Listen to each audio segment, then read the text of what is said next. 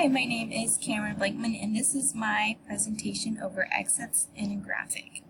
So first one is emotional control. The overview of the exit is basically emotional control applies to both the student and the teacher. When either one chooses not to demonstrate emotional control, they are taking the easy way out of a situation, rather than just keeping their emotions in check, and they decide to match the other person's emotion. Some key points to consider for implementation is do not mirror a student's behavior. Also, as a teacher, you want to be patient when you want to offer support to students who are frustrated, and you want to practice the given 5. An example of what a student might sound/look like when taking this exit is that a student of emotional control may be yelling and crying. Also, a student who is lacking emotional control may act out in class. They may refuse to do any coursework and may do or perform other forms of disruptive behavior in the classroom. The second one is clear expectations. So the overview of this exit is that in the classroom, it is modeled by a set of core values or foundations placed at the beginning of the school year. These values/foundations are written in user-friendly and general terms, and they are displayed around the classroom as well as around the school. They are also used in offering students a guideline of objectives as well. Some key points to consider for implementation is to establish core values and basic foundations of school. Discuss these expectations with your class at the beginning of the school year, and make sure that the objectives are simple and positive. An example of what a student might sound/look like performing this exit, they may be unaware of clear expectations and may come unprepared for class. So a student may say things like, "I didn't know," or "No one told me," or "Well, he or she did it, so why couldn't I do it as well?" The third exit is consistency. So an overview of this exit is the outcome of establishing foundations and implementing clear expectations. For example, if you are lax in the implementation of your classroom standards, then your students will be lax as well. And it is important to stay consistent with your given 5 method. Key points to consider for implementation is that you should be acquired by the school as a whole. Behavior problems should be dealt with in the same way. You should focus on responsibility, be patient, be consistent with yourself, observe others who are teaching consistency, and never stop coaching.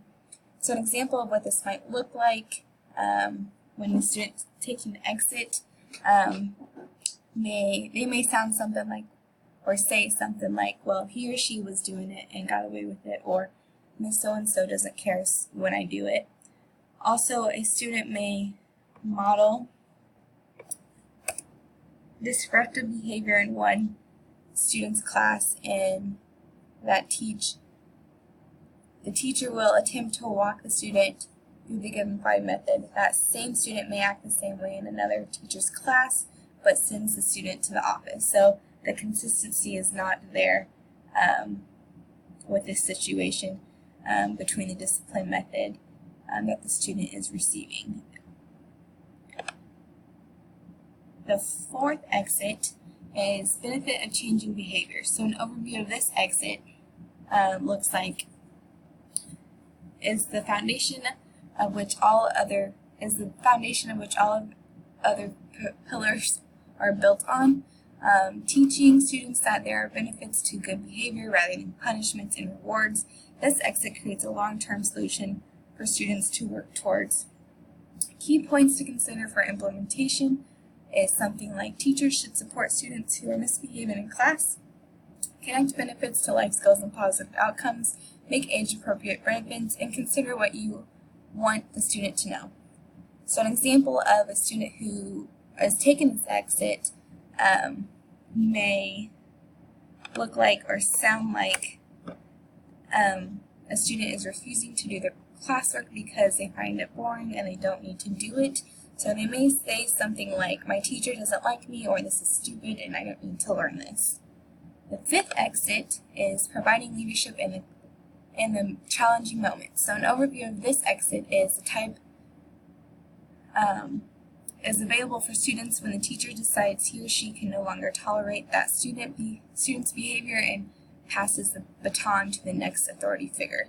So key points to consider for implementation is that teachers should offer supports, benefits, and explain bad behavior, offer clear expectations, and require the student to be the one to fix the problem. Also, be a leader, implement the Give and 5 method, do not turn the leadership over to someone else, and be willing to step up in challenging moments. So an example of a student taking this exit may look or sound like he or she is getting sent to the office by a teacher. Also, the student may redirect the responsibility of delivering punishment into someone else's hands.